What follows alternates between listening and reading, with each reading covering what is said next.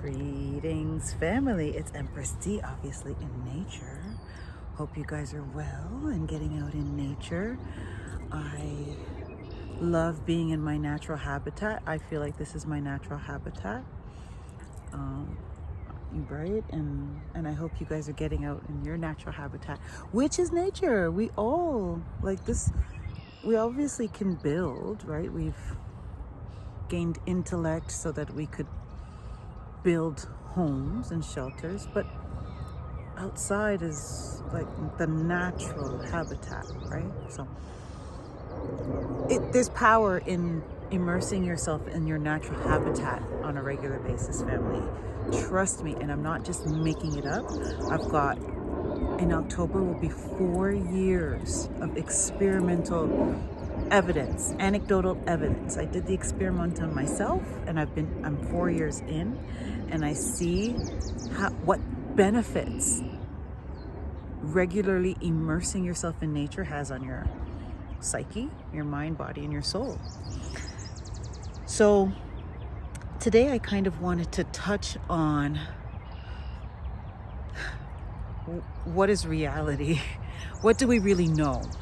Right? We know what we've been told. And I've gone over this in several videos, is that our perception, so whatever we are exposed to with our 5 senses, is our reality, right? If we're not ever exposed to ketchup, we don't know what ketchup is.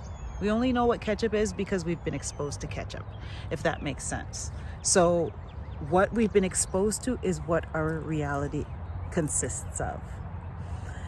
And so what if everything we've been taught is wrong?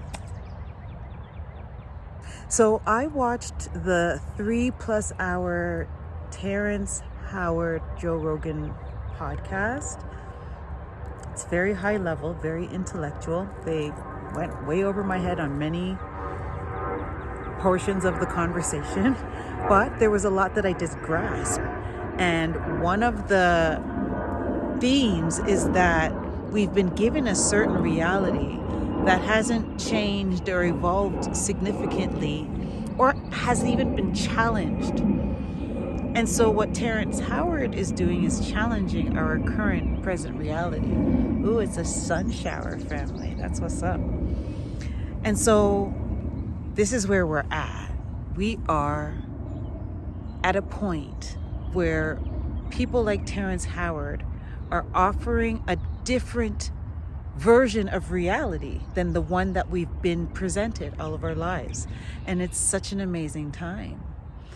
It's likened to the government and public health's messaging surrounding COVID-19 versus another reality, which is the other physicians and other healthcare practitioners who were presenting other data and another reality, who were silenced and ridiculed and their license were affected, that kind of thing. So imagine that what didn't happen and they were allowed to debate, right? That's just what should be happening.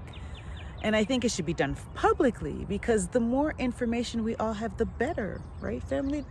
I think that, and this is what I find, at least in my reality, the truth wants to talk about it. The deception or the lie is trying not to talk about it.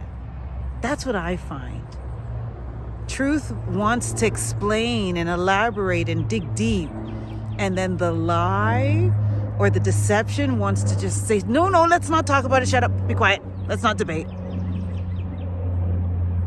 So essentially in that, I think that in and of itself gives us a lot of information with respect to credibility and maybe the fact that something nefarious or deliberate is going on to really limit our information in order to shape and construct our reality, family. So I really encourage you, and it's really long and it's high level at times, but just take it in bits and pieces. It took me a few days, a while, maybe a week, to take in that 3-hour Terrence Howard Joe Rogan podcast. So I'm not saying to sit down and take it in all at once, but just listen to it. Listen to it. Because Mr. Howard is offering some really interesting explanations to what we all know to be our reality, right? And I know for myself, my reality has flipped 180 since 2020, and what I really know is I know nothing. I really know nothing, and only what I'm told. But what I rely heavily on in order to for my reality and for me for what I choose to believe in or know is I use my discernment, my ability to feel what information sits right and feel what information doesn't sit right? We all have a little that's funny feeling when something's not right.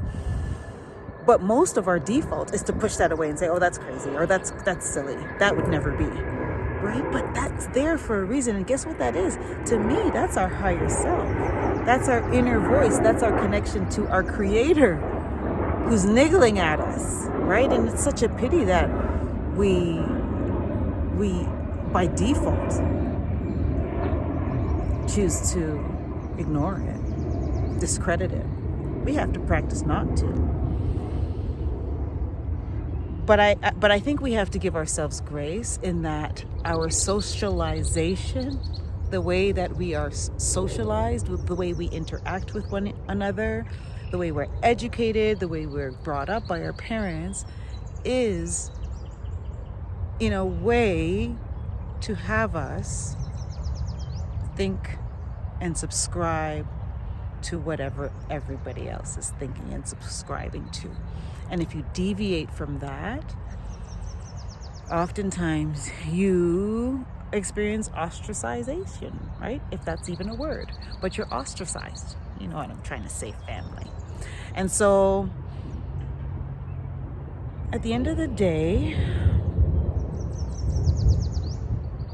perception is reality, and what we're exposed to is what is real to us. And oftentimes what I'm learning is the information we're exposed to, especially through our mainstream media and government officials, is usually very streamlined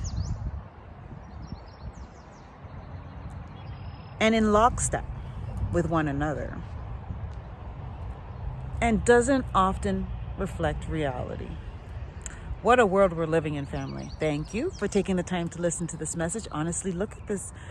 I'm on a path, another path that's leading into a nature space. So I kind of went in that little area there, and then I was like, man, this is going into like a nature walk.